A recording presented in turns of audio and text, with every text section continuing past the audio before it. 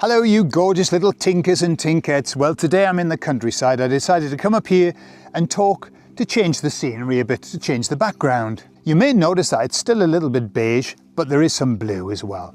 Today I'm talking about the eclipse.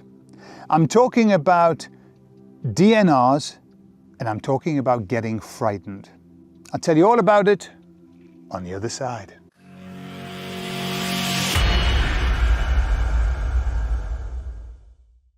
So we watched the eclipse here in Spain. It was beautiful. It was incredible.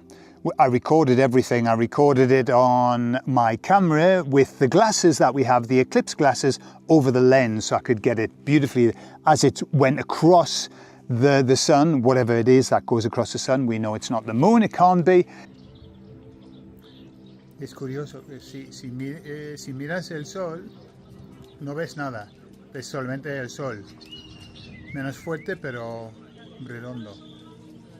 Es que parece, en el vídeo parece que hay más que con las gafas, Cintia. Con las gafas no veo casi nada.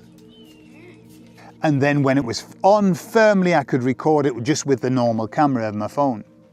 Dani, ya no lo veo. Ya no hay nada. Whoa. Whoa. Oh, wow, ahora lo podéis mirar, Perfecto. sin gafas.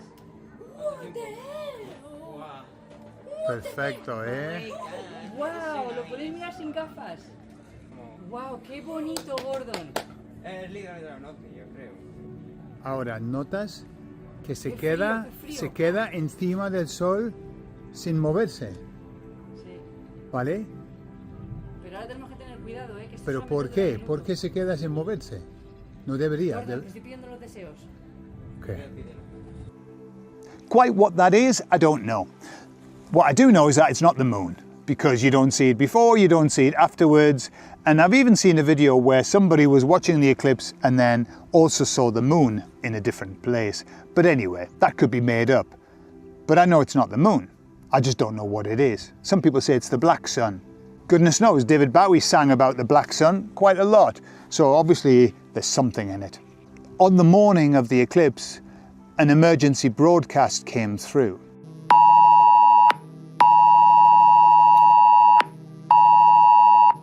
And instantly, I mean, I'd never heard that noise before. I heard it, and then instantly I was extremely angry. I was angry.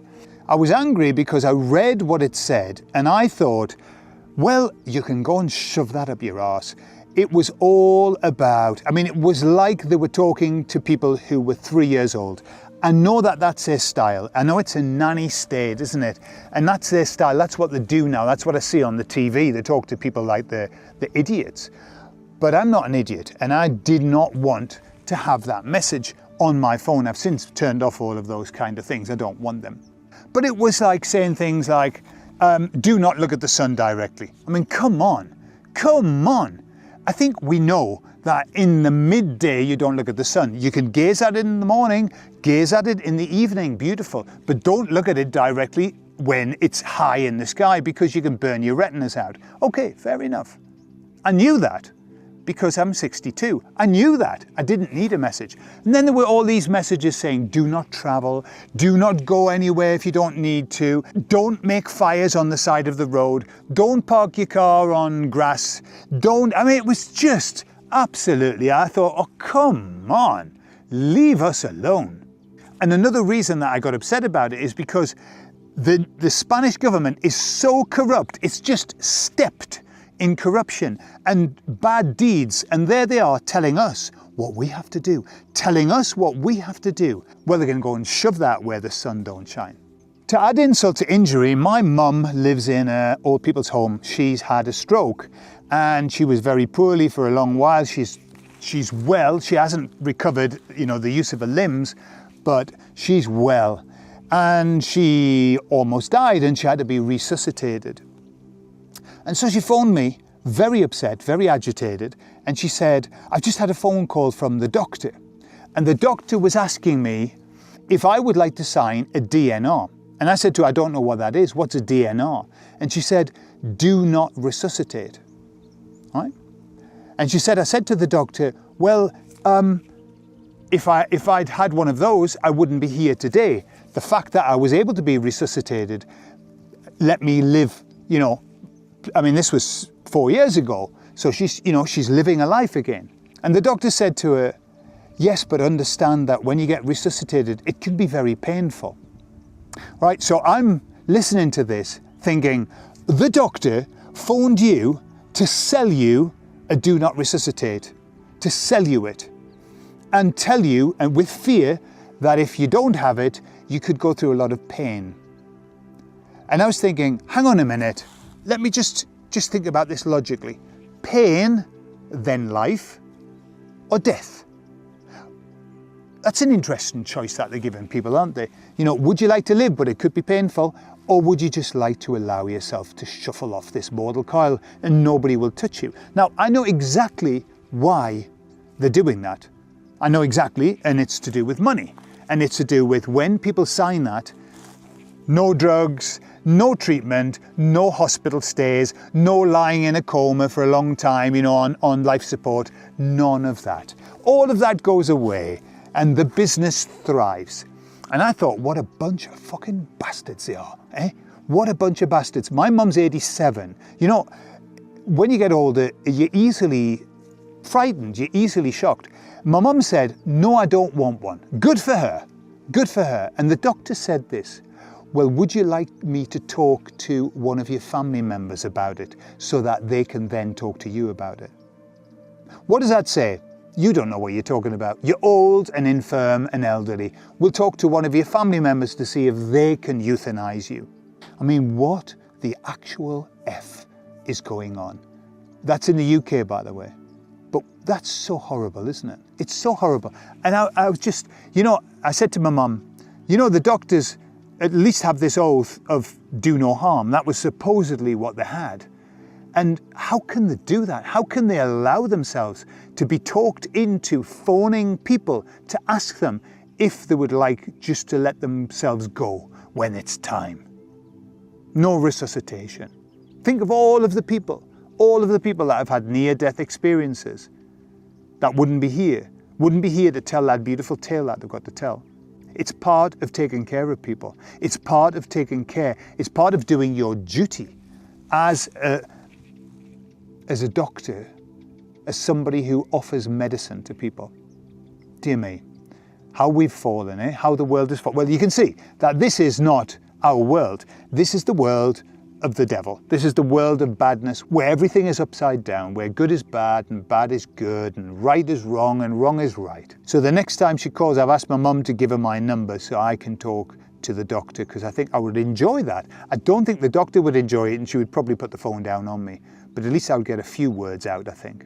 So anyway, have you had any experience that, you know, have your parents had calls like that, asking them if they want to top themselves early?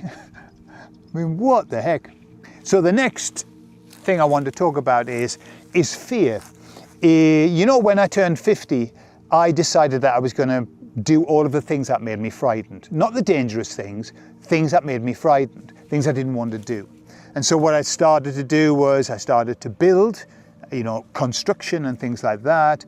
I started to learn to play the guitar properly, and that used to scare me because I used to be a strummer. I've been a strummer for years and years, and I thought, no, I'm going to do it. And the fear was, maybe I can't. When I started to do building, the fear was, maybe I can't do it. What if I make a mess of this? What if I cock it up? And that's what the fear of not doing something normally is. It's the fear of failure, the fear of what if I am not good enough. Some people have fear of success. What if I'm too good? What if it gets carried away and I can't control it? I don't have that issue. I'm not worried about success. I'm not interested in success. But I did have fear of failure. And so I started to do these things. I started to do these things that would push my comfort zone. The building I did for a few years and then I stopped. I stopped because it's very physically demanding and I was doing myself a little bit of injury every now and again to my shoulders. So I thought, right, okay, I've done it now. I know there was no excitement about doing another building project. I thought, I've done it now, I'll just leave that. But the guitar, playing the guitar and learning to play like this, that stayed with me. And every single night for the last 6 years, I have been playing the guitar. Every night, without fail. I mean, maybe when I'm away on holiday I haven't, but other than that, every single night. Why? Well, because I started also when I was in my 50s, I started to go to ayahuasca retreats, and that was very scary too, very scary. And it was probably at points the most scariest thing I've done in my life. And that was another boundary that I needed to expand, another zone I needed to expand. But during that process, I was given the opportunity of playing the guitar during the ceremony. And that was terrifying, because I don't know if you've ever done anything like that, you know, with ayahuasca or other plant medicine, but trying to do anything else except lie on the ground is quite a challenge. And so I started to play, and at the beginning I couldn't play. I just couldn't play. It was a disaster. But little by little I practiced, and the more I practiced every night, the more I started having muscle memory, and I didn't need my mind, which was way in other places with ayahuasca, until I get to the point where I can do quite a good job, even though I'm with the medicine. And so I've been doing this. But what I've never understood is why it is that every single night I'm going up and I'm building this catalogue of songs, enormous catalogue of songs that I can play. And I've thought, what for, Gordon? The idea of going around pubs and doing gigs and stuff like that doesn't really appeal to me. It doesn't. So I'm thinking, why are you doing this? I knew I was motivated to do it. I knew it was part of some plan, but I just didn't know what. And then I found out what it was. So it started the last time I was in the ayahuasca retreat, and the shaman came up to me in the morning and he said, you could run your own retreats. You could do them. And at the time I said to him, no way, man. No way. And I was instantly filled with fear with the idea of doing that. That's too big. That's too big. That's too grand for me. I like just being next to you and playing music, and you do it. But you know, when somebody puts something in your mind, even though you reject it, my mind was going la la la la la la la la la, replaying that moment. No, I couldn't. No, not possible. Goodness gracious. And then I had a dream. One night I had a dream. I don't know what your dreams are like of late, but mine are wild. And I don't know whether it's to do with the Rife machine that I have next to me, or whether it's just the time. But my dreams are absolutely wild. And I had this dream where I literally, and I'm using literally not in the way young people use it. No, this is literal. I literally spent the entire night organizing a retreat. I spoke to the people I had to speak to. I organized, I advertised it. I did everything. Everything in the dream. I woke up in the morning with the retreat organized. And I thought, what was that about? And the person that owns the center, I know her, well, her husband as well. She was in the dream, and that was the person I was talking to. So I phoned her the next day and I said, Laura, I've got to tell you what happened to me. I've had this dream and I don't even know if it's possible, but it was with you and blah, blah, blah. And she said, absolutely, we should do this. And so now it's been organised, and it's organised now for the 9th to the 11th of October here in Spain, in Toledo. And by the way, if you would like to come along, you are very welcome to come along.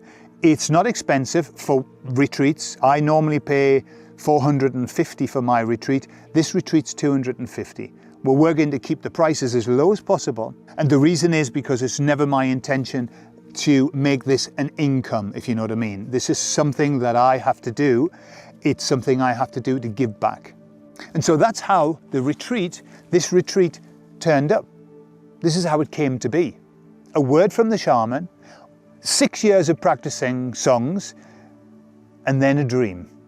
So I'm going with it. I'm going to roll with it. For me, I'm very accustomed in life to be, in fact, as long as I've lived, I've always felt that I was being pulled through life. Not pushed, pulled, almost as though somebody was holding my hand and dragging me through things, for better and for worse. And so I'm very, very conscious of when the universe is telling me, pointing me in a certain direction. And none more so than this kind of retreat. If it works out nicely, then maybe I'll be able to offer them a couple of times a year. Why not? I think it'd be very beautiful. And there's nothing like music when you're with medicine. This medicine in the retreat that I'll be doing is the mushroom kind, but there's something very, very special about listening to music. It stays with you. Once you've listened to a song and you've heard a song that you've heard all of your life, and then you listen to it and you listen to the lyrics as though you'd never heard them before, and you say, wow, I know what that song means now. And then after that, you can't listen to the song in the same way.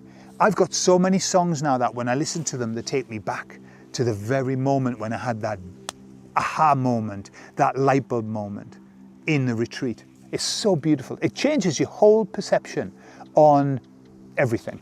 Truly, it really does. So anyway, if you feel tempted to come, do it. If you feel scared to come, maybe you should do it. It's the experience of a lifetime, in my opinion. If you've already experienced plant medicine and retreats, tell us a little bit about your experience. And if you want to come and join me in October on the 9th, 10th and 11th, my email is in the video details. I love you all, and I'll speak to you all later. Bye-bye.